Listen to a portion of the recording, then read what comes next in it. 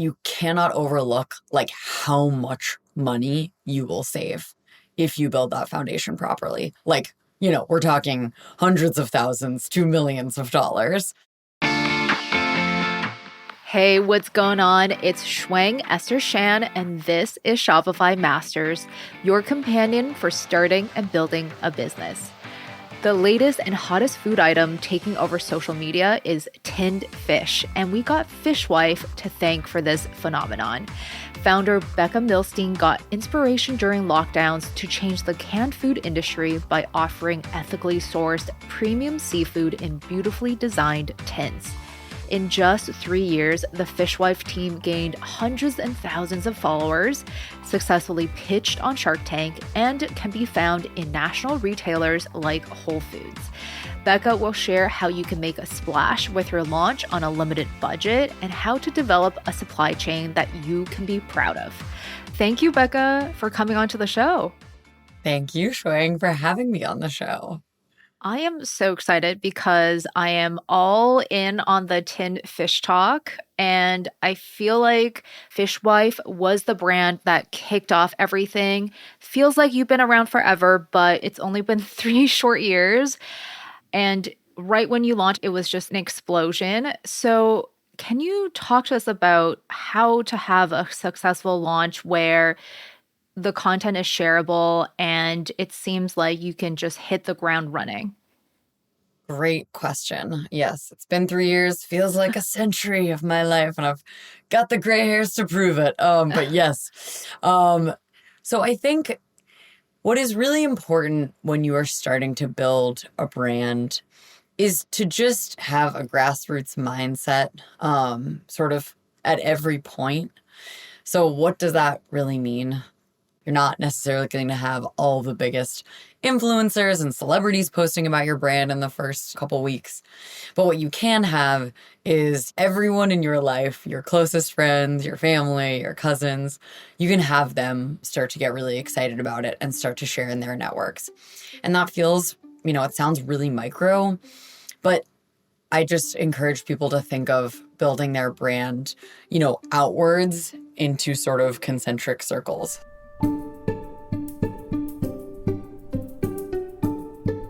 So you start in this little small circle and just get all of those people so excited about it and posting about it and sharing it with their friends.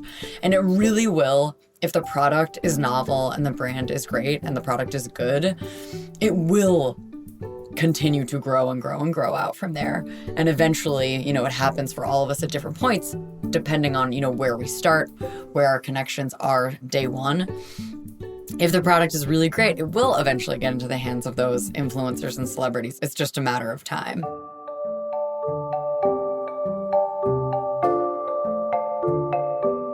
But yeah, I think just keep a really sort of micro community-driven approach at the start of your launch because it will ultimately be impactful.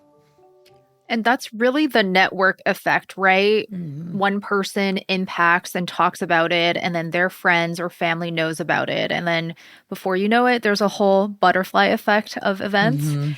And what's amazing is you had a very limited marketing budget. So what are your tips for creating a splash marketing-wise when you don't have a budget for it? Yeah, I think this answers will be both really encouraging and maybe discouraging to some people, which is that if you have a truly innovative product and you have a really great brand and the product is really good, and yes, again, the brand is really strong and it looks really, just attractive and appealing to people and translates over social media, the marketing will come very, very cheaply because people will be so excited about your product. That network effect will kind of spring into action and people will just begin, giving it to their friends, sharing it with their friends. And eventually it's going to end up in the hands of, a journalist or an influencer. It's encouraging because if you truly believe in your product and the brand that you've created, then, marketing, it will be cheap. And if you don't, I would really encourage people to invest that time into making sure this is a space that people should be innovating in. It's not so completely deeply oversaturated, that there maybe isn't a space or I think you can still find, obviously, a space in a very saturated category, but you really do have to take a new brand positioning or obviously sort of new product formula. But that is the first piece of advice that I would give to folks, is just really have validation that your product needs to exist and that people want it, which you can do in a number of ways. For example, we did a market test where we had created the visuals of the brand, had created the name of the brand, and had all these samples from canneries that we were talking about, we were working on developing products with. And we did this tiny little micro launch of 100 beta boxes, which sold out in less than an hour. And, it was just very clear from the get that people were excited about the product. But I think the first step you have to take is figuring out if people want this product to exist, and then making a really great product and a really great brand. And it will make everything just infinitely cheaper.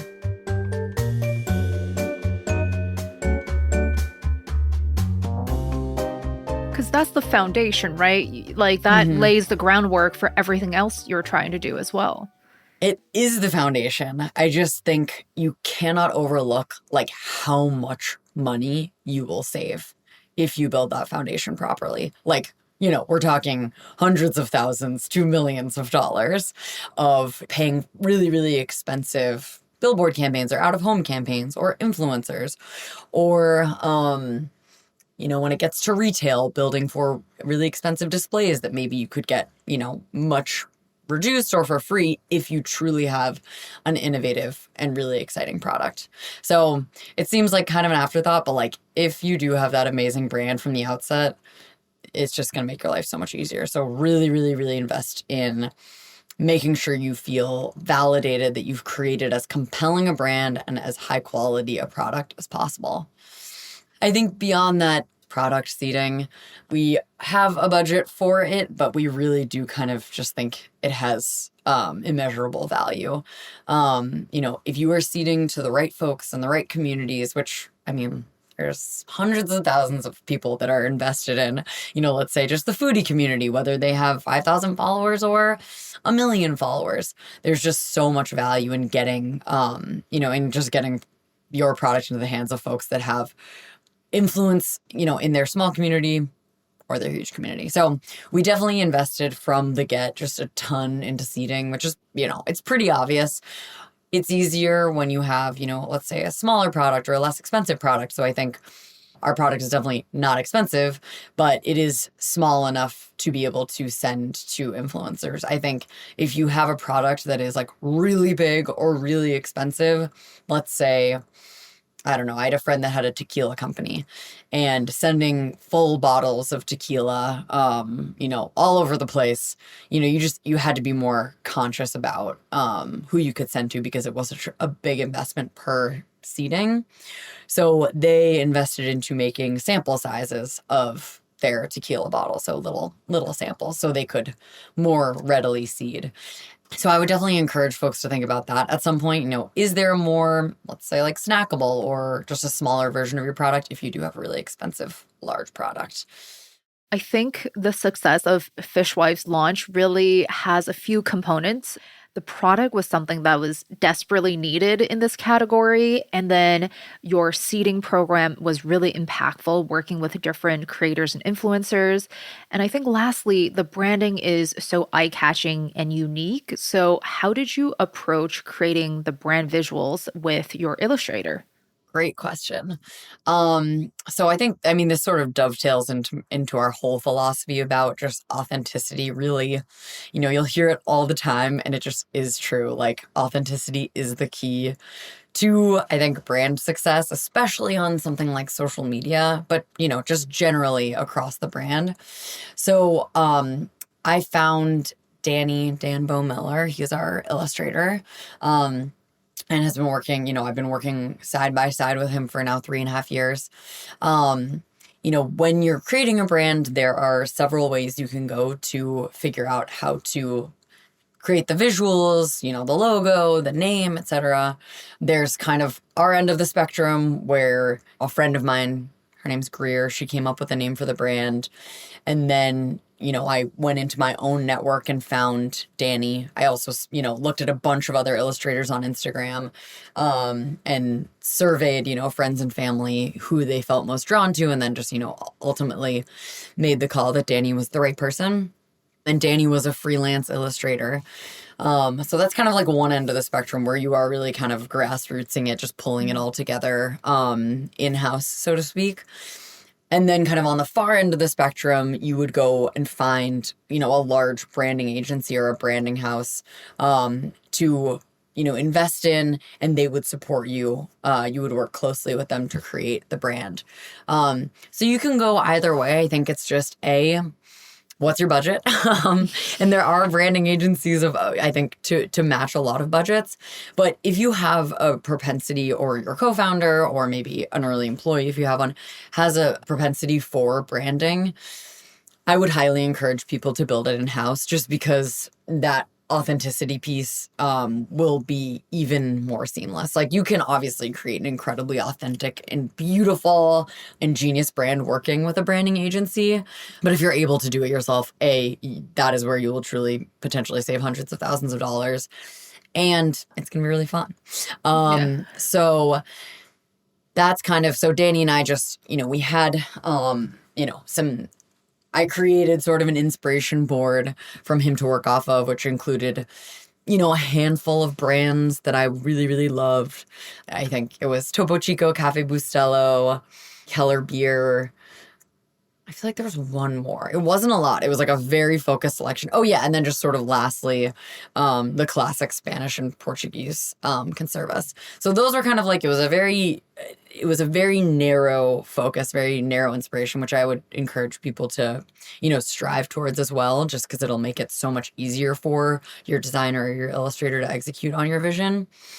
And then we obviously had this like central figure of the Fishwife that we could start to riff off of, and that is an entire world to build in. I sort of gave Danny that inspiration, and then obviously gave him the name, and then he started creating different iterations of logos and sort of the Fishwife herself, different iterations of her.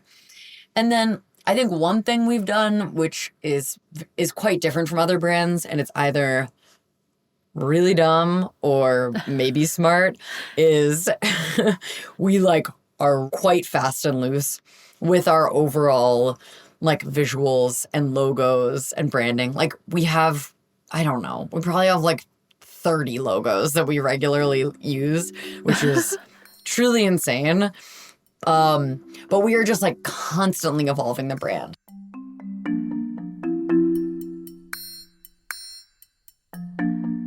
So like, it looks the same as it did 3 years ago in some ways, because it's still Danny's, brilliant hand that's putting pen to paper and drawing all of these, all these logos, all this typography, all the illustrations.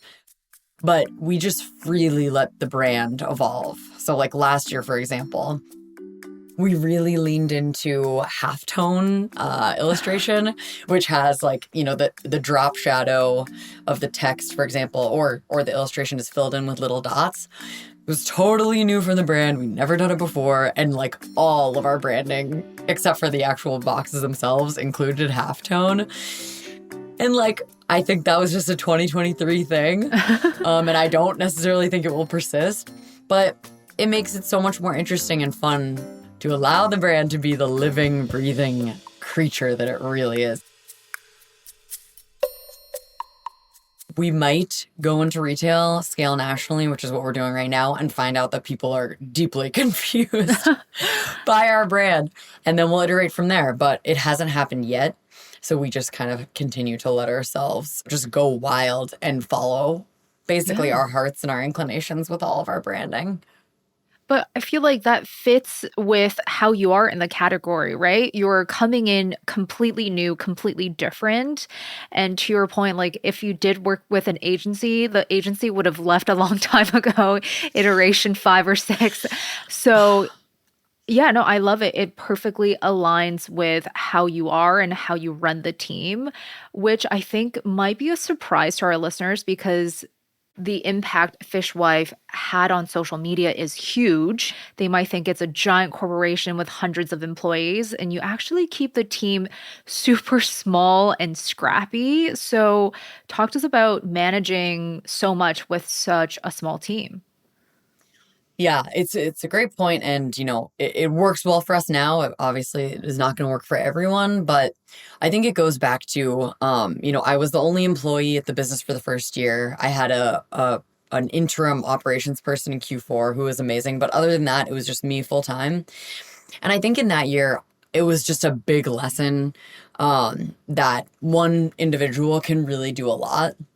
I did a lot of things really, really terribly, which led to out of stocks, and I could not manage the operations of the business for a very long time, which is obviously why you hire people. But I did learn, one person can really have autonomy and just be prolific in their work.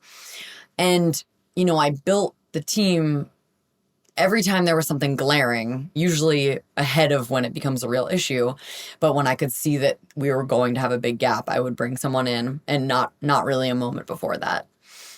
And I think that sort of incremental team growth strategy, it has just resulted in every Fishwife full-time team member, there are 5 of us now, truly feeling like they are founders in their own right, because they are. Like, Jack, my head of operations, is the founder of Fishwife's operational arm. Lauren, who now does our social media and our brand partnerships, like, she is now the founder of Fishwife's entire social media presence and our collaboration strategy.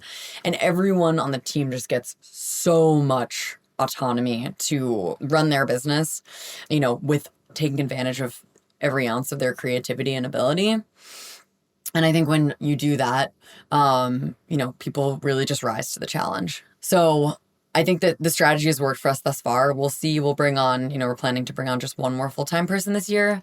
But I think just like approaching the business and hiring with the mindset of, let this person discover their entire potential at Fishwife. Fishwife should be a place where they can absolutely have the most power that they will ever have. Obviously, hopefully they'll all start their own businesses one day, but I think it just really motivates people to take advantage of the opportunity and maximize their potential. And it's great for the business, obviously, but it's great for them.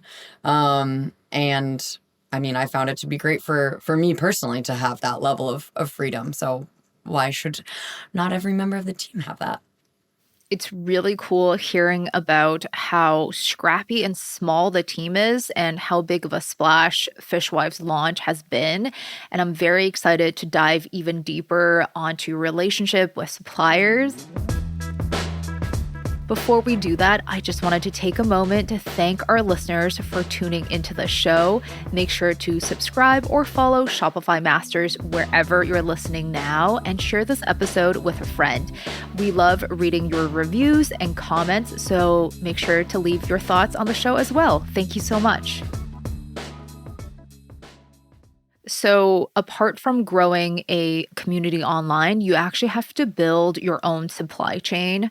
And you came from the music industry with no connections to canneries or fisheries. So how did you approach the first supplier to bring them on board?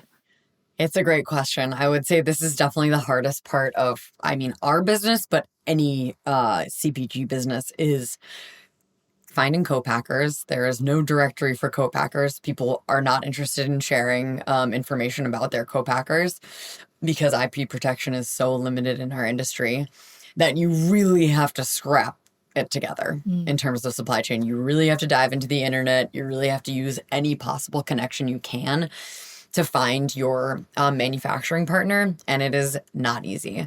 So it's kind of a good, helpful barrier to entry, I think, because it kind of shows you right from the outset kind of how hard building a business is going to be.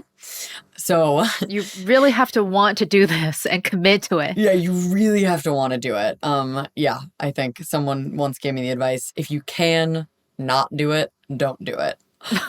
Because it will be, decades of your life. Some of the best decades of my life, at least, but it really is. you got to put your blood, sweat, and tears into it, obviously. So in terms of identifying our co-packers, it really was such a story of scrapping it together. Like, the way that I went about it was literally just asking anyone I knew if they knew someone in the seafood industry, a fisherman, etc., in the US. And then eventually, through doing that, found our first cannery in Oregon. Then otherwise, to find our first cannery in Spain, just did a bunch of Googling and searching around the net to find one. And I think, the challenge that a lot of businesses have is getting these co-packers to take them seriously, which I think in many industries is really, really challenging. I think in our industry, there hadn't been a groundswell of energy and people reaching out to co-packers, unlike something like, let's say, sparkling water or cereal or, more saturated categories. These canneries had not really been approached for the most part by American partners, or partners looking to, grow a tin seafood business in the US. So we had it, I think, relatively easy to get people to, start working with us. That being said, most co-packers have MOQs, MOQs, minimum order quantities. So originally, when I was speaking to canneries in Europe, I was hearing, we have a 200,000 unit MOQ or a 50,000 unit MOQ or a 25,000 unit MOQ. And for someone that, does not have a bunch of cash laying around to buy, tens of thousands of cans of fish, that was very intimidating. Also because, when you are just starting, you want to make sure, again, that you really do have a market before investing, let's say, 50 grand, wherever you can get that from, into buying lots of product. So the way that, I ended up hacking around that was working with micro canneries in the US that had lower MOQs. And then we sort of just scaled gradually and either scaled up those canneries by, partnering with them and supporting them in purchasing new machinery that we were going to use and that they could use to make their own operations efficient, or starting to work with bigger canneries over time when we could comfortably accommodate those MOQs.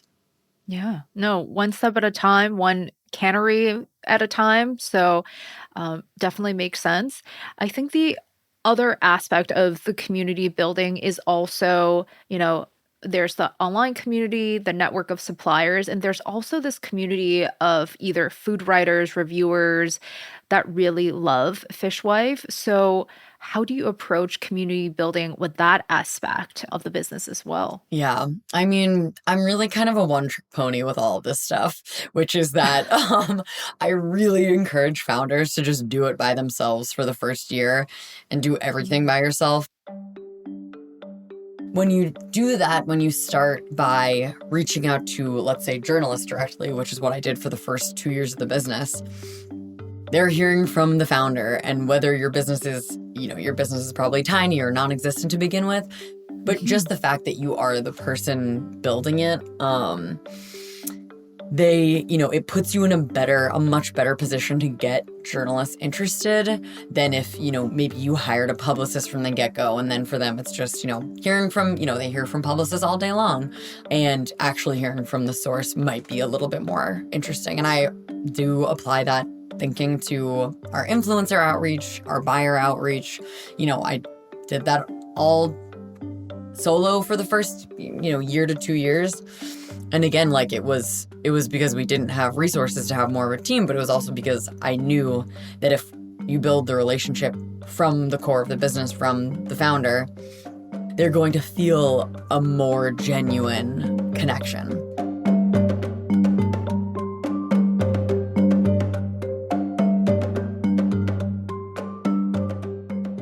And I would say the same thing about social media. Obviously, some people are more, comfortable running social media than others. But at the end of the day, I really do think if you can run your own social media from the outset, even if it is a little bit uncomfortable for you, you'll be the one getting those DMs. You'll be the one, expressing your genuine thoughts. And authenticity will always ring true. So anyway, to answer your question more specifically and more tactically, I would research journalists that had written about, similar things. Maybe it was, beautiful olive oil or a non-alcoholic beverage or, other tin fish brands. And I would find their email somehow, or I would guess their email, and I would write a press release and reach out to them directly and make a very curated emails. And you can find templates for press releases online, and just make sure that when you're reaching out, you are personalizing every email. And then as you expand as a company, as you scale, I think those journalists still feel that deep connection to you because, 3 years ago, they had written your first, let's say, food and wine piece or Bon Appetit piece that you pitched directly to them. So that is definitely my broken record advice that I would apply to basically everything. I totally agree because I think as a founder, reaching out yourself sets you apart because people hear from PR agencies all the time. What's your approach for making a cold email less cold? Yeah, of course. I mean, I think I would say, let's say Florence Fabricant at New York Times, who I pitched in, I think probably February 2021 for our first launch of smoked rainbow trout. I reached out and said, and this is the template you can use for everyone, hi, Florence, my name is Becca. I'm the co-founder and CEO of this new tin fish company. This is a little bit about me. I loved the piece you wrote about this, and this, and I thought you might be interested in hearing about Fishwife because of these reasons. If you're interested, let me know. I'll send you some samples of the product, and here you can find all of the details of the company, myself, and the product below. So I would say preface the email with a very colloquial introduction that speaks directly to a piece that the journalist has written. Offer them samples, sometimes even in the subject line, because who doesn't love getting samples? Yeah. And then include all of the information in a deeply organized way in the body of the email, sort of below that initial not actually warm, but somewhat as warm as possible introduction. And I did that hardcore, to hundreds of journalists. And that's how we got all of the press that we got for the first year. Yeah, amazing. I love that. So practical, to the point. You spell out what you're there to do. Love it so much. And then we obviously have to talk about another successful pitch after pitching so many journalists. You got to pitch on Shark Tank. What are some things that founders might not see on TV and that they could potentially be surprised by throughout the whole Shark Tank experience? It was so much fun. I love Shark Tank. So the timing was good because I had spent the previous summer leading up to the filming, actually doing a fundraise, which if people can figure out how to coordinate, I would definitely recommend because you're very hot on your numbers and very much in the pitching mode. I think any founders that listen to this will resonate with, there's kind of fundraising mode and non-fundraising mode. And when you're in fundraising mode, you are pitching, 8 hours a day and you have it down. You have it memorized. It's kind of scary. I was definitely pitching in my dreams last summer. But so anyway, Shark Tank, it takes a ton of preparation. You have to really, invest a lot of time in getting prepared for it. But it has just been so impactful. Since we aired, I think it just was a real opportunity for the, hundreds of thousands of folks in the Fishwife community to really rally around the brand and say, I've been supporting this brand for 3 years and I'm so excited to see it, kind of start to touch a national scale. Or at least that's how I'm interpreting it.